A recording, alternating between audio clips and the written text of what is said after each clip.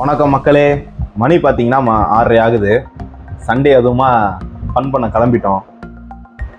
இந்த வாட்டி நம்ம பார்த்தீங்கன்னா நம்மளோட சைக்கிளில் தாங்க கிளம்புறோம்.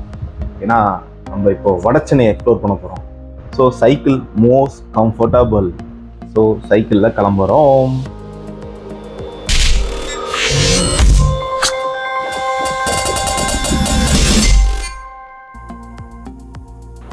நீ வழக்கமாக பைக்கில் தானே பொறுக்குவ, என்ன இந்த வாட்டி சைக்கிளில் பொறுக்க போகிற? அப்படிலாம் கிடையாதுங்க. நம்மகிட்ட ட்ராவல் பண்ணோம். எதில் பண்ணால் என்ன, எது கம்ஃபர்டபுளாக இருக்கோ அதை தூக்கிட்டு கிளம்பிட்டே இருக்க வேண்டியதுதான் ஜம்முன்னு. அதுவும் சைக்கிளில் மஜாவாக இருக்குங்க. நம்ம ஏரியாவை சுற்றி பார்க்க வாங்க, வேற லெவலில் சுற்றி காட்டுறேன்.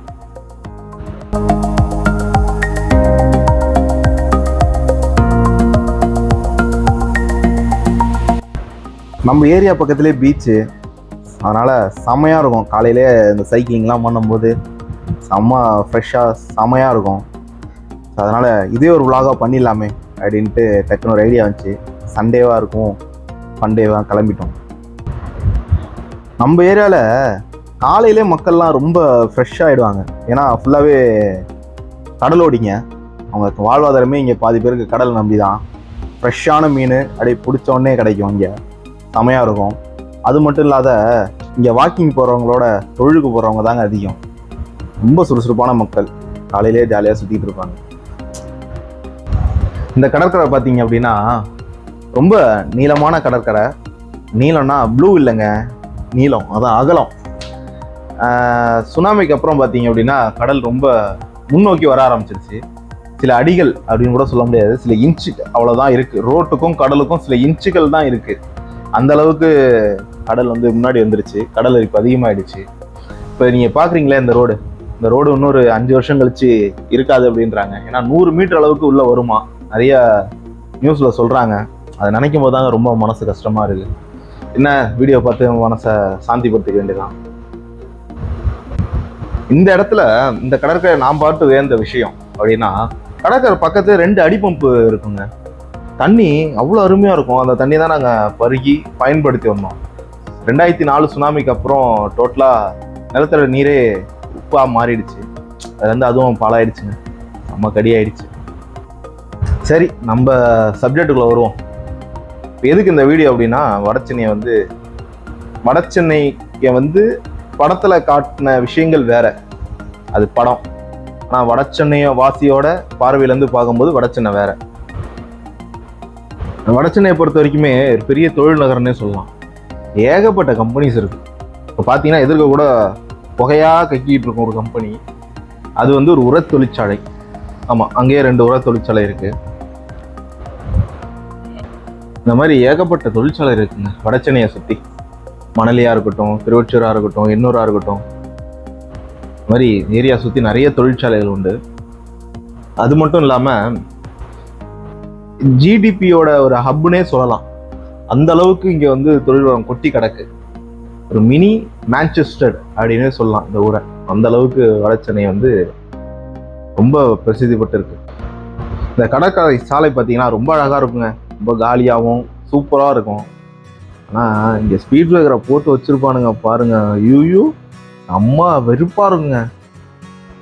அடிப்பானுங்க, நிம்மதியாக ஒரு சைக்கிள் கூட ஓட்ட முடியாது. அடுத்து நம்ம பார்க்க போகிற தொழிற்சாலை பார்த்தீங்கன்னா, அவன் வேற லெவலுங்க. அவன் மங்கமாக இருப்பான். அவன் பேர் தாங்க அசோக் லைலாண்ட். யார் இவன் அப்படின்னு யோசிக்காதீங்க. நம்ம மாநகர பேருந்தெல்லாம் உபயோகப்படுத்துகிறோம்ல, அதில் எல்லுன்னு போட்டு லோகோ போட்டிருக்குமே, அதுக்கு சொந்தக்காரன் வந்தாங்க. இவனோட ஆரிஜினை நீங்கள் கேட்கலையே, சொல்கிறேன் பாருங்க. இவன் 1948 உருவாக்கப்பட்டான். நம்ம முன்னாள் நேரு மாமா தான் இவனை உருவாக்குறதுக்கு முக்கிய காரணம். ரகுநாதன் அப்படின்ற ஒரு பெரிய தொழிலதிபர்கிட்ட இந்த மாதிரி உருவாக்கணும் அப்படின்னு சொல்லி அசோக் லைலாண்ட் அப்படின்ட்டு உதிரி பாகங்கள் செய்கிற கம்பெனியாக ஆரம்பிக்கப்பட்டு 1955 கனரக வாகனத்துக்கு உருவாக்குற தொழிற்சாலையாக மாறப்பட்டது. அதுலேருந்து இவங்க கனரக வாகனமாக அடிச்சு நவுத்துறாங்க. இதில் இன்னொரு கூஸ் பம்பான விஷயம் என்னன்னா, ட்ரெயினில் போகிற மக்களோட அசோக் லைலாண்ட் இது வரைக்கும் உருவாக்கின பஸ்ஸில் போன மக்களோட எண்ணிக்கை அதிகமாக. கேட்கவே ரொம்ப ஆச்சரியமாக இருந்துச்சு. இவ்வளோ பெரிய அப்பாட்டகரா நீ அப்படின்ற மாதிரி இருந்தாங்க அவன். இன்னொரு விஷயம் என்ன தெரியுமா, நம்ம ஆர்மிக்கு வெஹிக்கல்லாம் இருக்குல்ல, அது கூட இவங்க செய்கிறாங்க. அதே மாதிரி அசோக் லைலாண்ட் பக்கத்தில் பார்த்தீங்கன்னா இந்துஜா ஃபவுண்டரி அப்படின்ட்டு அவங்க இவங்களுக்கு இன்ஜின்ஸ் பொருள்லாம் செஞ்சு தர பக்கத்தில் இருக்க கம்பெனி. 2 பேருக்குமே பார்த்தீங்கன்னா ஒரே மாதிரி யூனிஃபார்ம் சிமிலராக தான் இருப்பாங்க. யாரும் லைலாண்ட் யாரும் ஃபவுண்டின்னு சொல்ல முடியாது, ஒரே சிமிலராக தான் இருப்பாங்க. நான் சொன்னேன்ல மினி மேன்செஸ்டர் அப்படின்ட்டு, இவங்கள பார்த்து தான் இருக்கானுங்க பார்த்தீங்களா 2 பேரும் ரெட்டை சகோதரர் மாதிரி. இதற்கு அவ்வளோ பசங்க ஓடி வரானுங்க பார்த்தீங்களா. நம்ம வடச்சென்னையை பொறுத்த வரைக்கும் பாக்ஸிங், அதாவது தெருவுக்கு 2 பாக்ஸர் சுற்றுவாங்க, நிறைய பாக்ஸஸ் இருப்பாங்க வடச்சென்னையை பொறுத்த வரைக்கும். நீங்கள் சார்பட்டா படம் பார்த்ததுனாலே தெரிஞ்சிருக்கும் ஏன் வடச்சென்னையில் இவ்வளோ பாக்ஸர் இருக்காங்க, எப்படி அவங்க ஆரிஜின் வந்துச்சு அப்படின்றத அந்த படத்தில் தெளிவாக காட்டியிருப்பாங்க. அதே மாதிரி நீங்கள் சைதாப்பேட்லாம் பார்த்தீங்கன்னா நிறைய ஃபுட்பால் பிளேயர்ஸ் இருப்பாங்க. அதாவது டிஃப்ரெண்ட்டான ஸ்போர்ட்ஸ் பார்க்கணும் அப்படின்னா வடச்சென்னைக்கு வரலாங்க. கிரிக்கெட்டை மட்டும் மையமாக வச்சு இங்கே எதுவும் நடக்கிறது இல்லை, எல்லாமே கலந்துருக்கும். சிலம்பமாக இருக்கட்டும் எல்லாமே இருக்கும் இங்கே. அடுத்து நம்ம பார்க்க போகிற ஒரு ஏரியா அன்னை சிவகாமி நகர் என்கின்ற பர்மா நகர். இந்த ஏரியாவில் என்ன ஸ்பெஷல் அப்படின்னா 2 விஷயம். ஒன்று அத்தோ பர்மா ஃபுட்டு, இன்னொன்று இங்கே இருக்க கோவில். இந்த கோயில் பார்த்தீங்க அப்படின்னா ரொம்ப விசேஷம். நிறைய படத்தில் இந்த கோயில் வந்திருக்கு. ஏன் இப்போ நம்ம சிம்பு நடித்த வெந்து தணிந்த காட்டில் கூட அவர் கல்யாணம் பண்ணுவார்ல மும்பையில் இருக்க கோயில், அதே கோயில் தான் இது, இதே கோயில் தான் அது. அதே மாதிரி இந்த கோயில் திருவிழா பார்த்தீங்கன்னா 10 நாள் நடக்கும். 10 நாளும் ரொம்ப விசேஷமாகவும் விமர்சையாகவும் நடக்கும். அந்த கிளிப்பை காட்டுறேன் பாருங்க, என்ஜாய் பண்ணுங்க.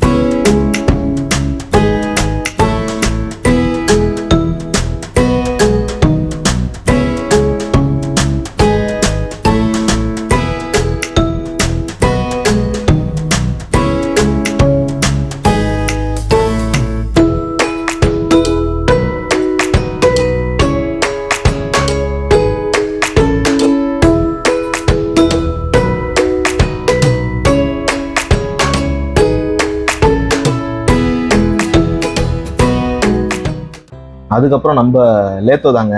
இப்போ சமீப காலமாக யூடியூப் வளர்ந்ததுலேருந்து லேத்தோவும் பயங்கரமாக வளர்ந்துருச்சு. எங்கே பார்த்தாலும் எங்கே திரும்பினாலும் லேத்தோ, ஸ்ட்ரீட் ஃபுட்னாலே லேத்தோ அப்படின்ற மாதிரி ஆயிடுச்சு. பட் அது ஆரிஜினேட் பார்த்தீங்கன்னா இங்கேயும் வேசர்பாடியிலையும். இங்கே வந்து ட்ரை பண்ணி பாருங்கள், சுத்தமாகவும் நீட்டாகவும் க்ளீனாகவும் பண்ணி தருவாங்க. டேஸ்ட்டும் வேறு லெவலில் இருக்கும். இந்த சைடில் வந்தீங்கன்னா கண்டிப்பாக இந்த ஃபுட்டை டேஸ்ட் பண்ணாமல் போகாதீங்க, அவ்வளோ சூப்பராக இருக்கும். இது ஆக்சுவலாக பர்மாவில் காலைல பிரேக்ஃபாஸ்ட் தான், நமக்கு மட்டும் தான் ஈவினிங் ஃபுட் மாதிரி ஆயிடுச்சு. வர ரைட்டில் பார்த்தீங்க அப்படின்னா சென்னை ஹார்பருக்கு போகிற எல்லா வண்டியுமே, அதாவது கனரக வாகனங்கள் எல்லாமே இந்த வழியாக தான் போய் ஆகணும். வேறு எந்த வழியிலையும் என்ட்ரு ஆக முடியாது. இந்த வழியில் இருந்தால் நம்ம சென்னை ஹார்பரை ரீச் பண்ண முடியும். அந்த கண்டெய்னர்ஸ்லாம் கிட்டத்தட்ட 6000 கண்டெய்னர்ஸ் வந்து இந்த வழியில் தான் போயிட்டு வரணும்.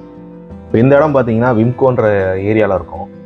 இந்த இடத்துல வந்து இந்த கண்டெய்னர் பாக்ஸ்லாம் வந்து அடுக்கி வைக்கிற, அதாவது ஸ்டாக் பண்ணி வைக்கிற வேர் ஹவுஸ், சாண்ட்கோ, இன்னும் சில நிறுவனங்கள்லாம் இது சுற்றி இருக்குது. இது இங்கே மட்டும் கிடையாது, விச்சூர் அப்புறம் மணலி நியூ டவுன் சைட்லலாம் அதிகமாக இருக்குது இந்த மாதிரி இதெல்லாம். இதை நம்பியே நிறைய பேர் இருக்காங்க இந்த தொழில் செய்கிறவங்களே. அப்போ நம்ம வடச்சென்னையில் எந்த அளவுக்கு தொழில் வளம் கொட்டி கிடக்குதுன்னு பாருங்களேன். இந்த நிறுவனம் என்னன்னு பார்த்தீங்கன்னா MRF டயர்ஸ். அதான் அண்ணன் கையில் டயரை தூக்கி நிற்கிறாரு, அவர் தாங்க. இந்த டயர்ஸ் நீங்கள் அதிகமான இடத்துல பார்த்துருக்கலாம். இதை மேனுஃபேக்சர் பண்ணுறது பார்த்தீங்கன்னா இங்கே தான். இது மட்டும் இல்லாமல் நம்ம நாட்டில் வந்து ஒரு ப்ரைடுன்னே சொல்லலாம். அதாவது ராயல் என்ஃபீல்டு, அவங்களும் இங்கே தாங்க இருக்காங்க பக்கத்தில். அவங்கள தவிர்த்து வேறு யாராக இருக்காங்கன்னு பார்த்தீங்கன்னா ஐடிசி, இந்த அட்டைப்பெட்டிலாம் செய்வாங்க, நீங்கள் கூட பார்த்துருப்பீங்க. அந்த நிறுவனமும் இது உள்ளே இருக்குது. இன்னும் நிறைய நிறுவனங்கள், கார்பன்டம், நிறைய கம்பெனிஸ் வந்து இது உள்ளே இருக்குங்க. அதாவது இந்த பர்டிகுலர் ஏரியாவில் மட்டும் இவ்வளோ கம்பெனிஸ் இருக்குது. நமக்கு இடப்புறம் பார்த்தீங்க அப்படின்னா கடலும், நடுவில் ரோடும், வலது பக்கம் பார்த்தீங்க அப்படின்னா கார்பன்டம்னு ஒரு கம்பெனி இருக்கும். சுனாமிக்கு முன்னாடி இந்த கம்பெனிக்குள்ளேயே கீரையெல்லாம் பயிர் பண்ணி வச்சுருப்பாங்க. லெஃப்ட் சைடில் கடல், நடுவில் ரோடு, ரைட் சைடில் வந்து பார்த்தீங்கன்னா கீரை. அட்மாஸ்பியரே வேறு லெவலில் இருக்கும். சுனாமி வந்ததுக்கப்புறம் டோட்டலாக அது அழிஞ்சிருச்சுங்க. சப்பா சூரியன் ஸ்கோல்டிங், கொஞ்ச நேரம் சில் பண்ணிட்டு போயிடுவோம், முடியலை. நம்ம அடுத்தது பார்த்தீங்கன்னா திருவொற்றியூர். இந்த ஊருக்கு ஏன் அந்த பேர் வந்துச்சுன்னு தெரியல, தெரிஞ்சால் ப்ளீஸ் கீழே கமெண்ட் பண்ணுங்கள். இது ஒரு புண்ணிய பூமியாக சொல்லலாம். புண்ணிய பூமியா அப்படின்னா, அதாவது இங்கே நிறைய சித்தர்கள் வந்து ஜீவசமாதி அடைஞ்சிருக்காங்க. ஆயிரக்கணக்கான சித்தர்கள் அப்படின்றாங்க. நானே நிறைய ஜீவசமாதிகளை பார்த்துருக்கேன். அதில் முக்கியமான ஒருத்தர் அப்படின்னா அவர் நம்ம பட்டினத்தார் தான். இவர் தான் அவர். இவரை பற்றி நிறைய பேர் கேள்விப்பட்டிருப்பாங்க. ஆனால் இவரோட திருத்தலம் இங்கே தான் இருக்குது. ஆக்சுவலாக வந்து கடலில் வந்து அவரோட இயற்கோயில் வந்து உள்ளே போயிட்டாகவும் அதுக்கப்புறம் வந்து கொஞ்சம் வெளியே எடுத்து இந்த கோயிலை கட்டியிருக்காங்க. இங்கே வந்து பார்த்தீங்க அப்படின்னா கரும்பு, இந்த கோயிலில் வந்து பார்த்தீங்கன்னா கரும்புலாம் கூட உள்ளே இருக்கும். பார்க்கவே இந்த கோயில் ரொம்ப நீட்டாகவும் அழகாகவும் இருக்கும். அது மட்டும் இல்லாத வடிவுடை, திருவுடை, கொடியுடை அப்படின்ற 3 உடையோட ஒரு உடை இங்கே இருக்காங்க. அவங்க தான் வடிவுடை. வடிவுடை அம்மன் கோயிலும் இங்கே தான் இருக்குது நம்ம திருவொற்றியூருக்குள்ள. அது மட்டும் இல்லாத சுயம்பு லிங்கம், உலகத்தில் தோன்றிய முதல் சுயம்பு லிங்கம் ஆதிபுதீஸ்வரர், அவரும் அந்த திருவொற்றியூர் கோயிலுக்குள்ளே தான் இருக்கார். அதனால் இந்த பூமியே பார்த்தீங்க அப்படின்னா உயரமான ஒரு புண்ணிய பூமிங்க. சூப்பராக இருக்கும். கோயிலுங்களுக்கு பஞ்சமே இல்லை. எங்கே திரும்பினாலும் கோயிலாக தான் இருக்கும், குளமாக தான் இருக்கும். ரொம்ப சூப்பராக இருக்கும். வெயிட் ஒரு விஷயத்த சொல்ல மறந்துட்டேன். அந்த சுயம்பு லிங்கத்தை வந்து பாக்ஸ் போட்டு மூடி வச்சுருப்பாங்க. வருஷத்துக்கு 2 முறை மட்டும்தான் அந்த பாக்ஸ் ஓப்பன் பண்ணுவாங்க. அது ரொம்ப பெரிய விமர்சையாக நடக்கும். கூட்டம் பார்த்தீங்க அப்படின்னா ஆயிரக்கணக்கான மக்கள் வந்து நிற்பாங்க. சின்ன ஒரு மை டப்பா தருவாங்க. அதுக்காகவே அவ்வளோ கூட்டம் இருப்பாங்க, அவரை பார்க்கறதுக்காகவும். இப்போ நம்ம எந்த இடத்துக்கு போயிட்டுருக்கோம் அப்படின்னா, நம்ம எந்த இது N4. இந்த இடம் பார்த்தீங்கன்னா செமையாக இருக்கும் ஸ்பாட்டு. கடலுக்கு நடுவில் சின்னதாக பாலம் மாதிரி போட்டிருப்பாங்க. ரைட் சைடில் பார்த்தீங்க அப்படின்னா நிறைய போட்ஸு, அதான் அந்த லான்ச்சுங்கெல்லாம் நிறைய நிற்கும். லெஃப்ட் சைடில் பார்த்தீங்கன்னா அழகான அமைதியான கடல் இருக்கும். காலையில் 7 மணிக்கு பார்த்தீங்கன்னா எவ்வளோ ஆக்டிவாக இருக்காங்கன்ட்டு. எங்கே பார்த்தாலும் காதல் ஜோடிகள் தான். அதே மாதிரி நிறைய ஃபிஷ்ஷிங் பண்ணுவாங்க. ஃபோட்டோஸ் எடுக்கிறதுக்கெலாம் சூப்பராக இருக்கும் இடம். அதுவும் நல்ல க்ரௌடியான கிளைமேட்லாம் வந்தீங்கன்னா மரணமாக இருக்கும் இடம். லாஸ்ட்டாக வடச்சின்ன படத்தில் இந்த தீனா இருக்கார்ல, அவரை தனுஷ் மட்டும் பண்ணிட்டு எஸ்கேப் போவார். இந்த இடம் தான். நான் சொன்னல ரோடு பிளாக் பண்ணிட்டாங்கன்ட்டு. ஆக்சுவலாக இதுலேயே தான் பைக்கில் வந்து அந்த எண்டு வரைக்கும் போகலாம். சூப்பராக இருக்கும். அந்த இடத்துல லொக்கேஷன் நிற்க வச்சு அழகாக ஃபோட்டோலாம் எடுக்கிறதுக்கு.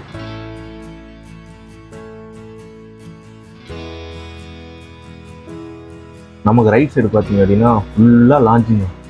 இவ்வளோ லாஞ்சு அடுக்கி வச்சுருக்காங்க. இன்னைக்கு எப்படி எடுப்பாங்க எனக்கு சத்தியமாக புரியல. கிருகிருன்னு ஆகுது அதை பார்த்தாலே. எவ்வளோ லான்ச் இருக்கு.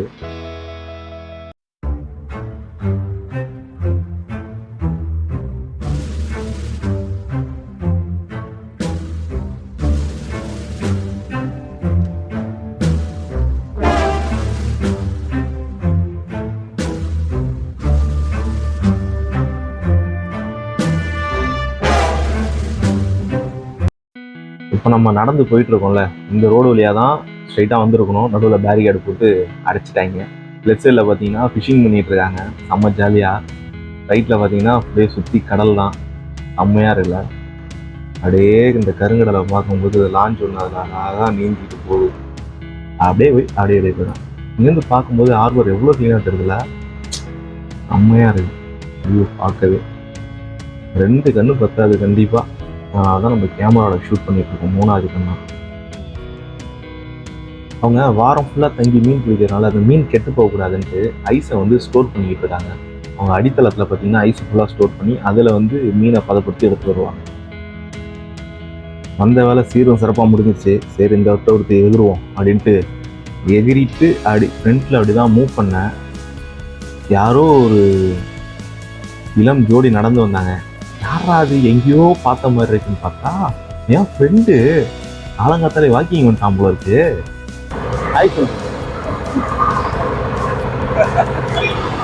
சரி ஃப்ரெண்டை பார்த்த சந்தோஷத்தில் அப்படியே எனர்ஜியா நம்ம என்ன பண்ணலாம், காசிமேடு மீன் மார்க்கெட்டுக்கு வைப்போம். இன்னைக்கு ஞாயிற்றுக்கிழமை நிறைய லெவலில் இருக்கும்.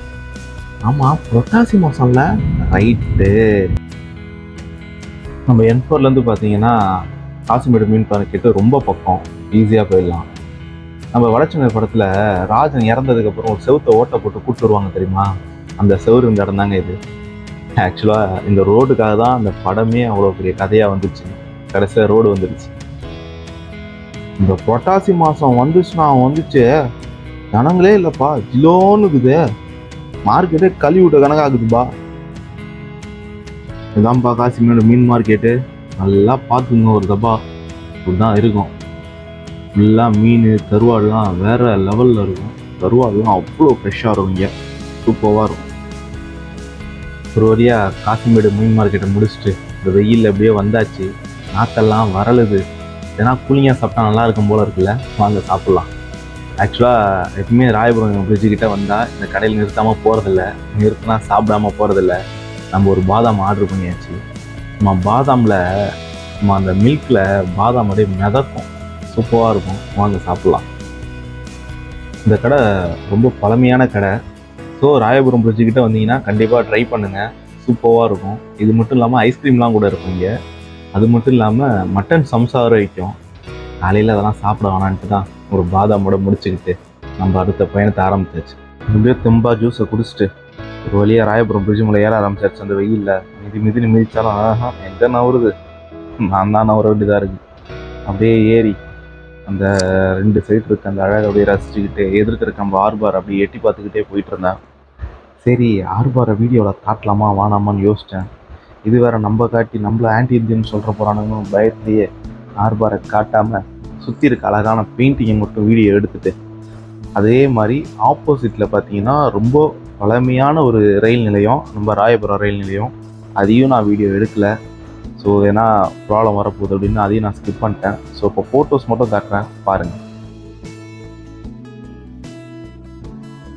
நம்ம சென்னையில் எவ்வளவோ பின்கோடு பார்த்துருக்கோம், ஆனால் 0 அப்படின்னு ஒரு பின்கோடை பார்த்துருப்போமா? அதாங்க 6 லட்சம். 6 லட்சத்தில் கடைசியில் 0 தானே வருது. அந்த பின்கோடை பார்த்துருப்போமா? எவ்வளவோ பேர் சென்னையில் இந்த இடத்த கடந்து போயிருப்போம். ஆனால் கண்டிப்பாக அதை நம்ம எத்தனை பேர் நோட் பண்ணியிருப்போம்? கண்டிப்பாக நோட் பண்ணியிருந்தா கீழே கமெண்டில் சொல்லுங்கள், நானும் தெரிஞ்சுக்கிறேன். வாங்க இந்த இடத்த போய் பார்ப்போம். சென்னை 0 இப்படி பாதுகாத்து சொல்லுவாங்க பார்த்தீங்களா, நடைபாதைக்காக. இதாங்க சென்னை 0. சென்னை 0 வந்துட்டோம். நம்ம ஆக்ஷன் கேமரா சாவுற தெருவாயில் இருக்குது. அது சாவறதுக்கு முன்னாடி உங்களுக்கு ஒரு இப்போதைக்கு ட்ரெண்டாக இருக்க ஒரு விஷயத்தை காட்டிட்டு போயிடலாம். நம்ம பைக்கில் இந்த இடத்த பார்த்துருப்போம், காரில் பார்த்துருப்போம், பஸ்ஸில் போகும்போது பார்த்துருப்போம், சைக்கிளில் போகும்போது வியூவை பார்த்துருக்கீங்களா? பாருங்கள், செம்மையாக இருக்குங்க. உள்ளே போனோடனே ஏதோ சங்கர் பட செட்டுக்குள்ளே போன மாதிரி இருக்குது. அவ்வளோ பிரம்மாண்டமாக பண்ணியிருக்காங்க. கிட்டத்தட்ட மாதக்கணக்காக ஆகுது ரோட்டில் இந்த பெயிண்ட் அடித்து. ஆனால் இன்னும் அது கரையாமல் இருக்கு. நிப்பான் பெயிண்டாக இருக்குமோ? அம்மா ஸ்ட்ராங் ஆகுதுப்பா. என்னன்னு சொன்னால் வீட்டுக்கு கூட அடிச்சு விட்டுறலாம் போல இருக்குது. சூப்பராக இருக்குது இடத்த பார்க்கவே. ஒரு ஏரியல் வியூ மட்டும் கிடச்சிருந்தா மஜாவாக இருந்திருக்கும். சீக்கிரம் பண்ணுவோம்.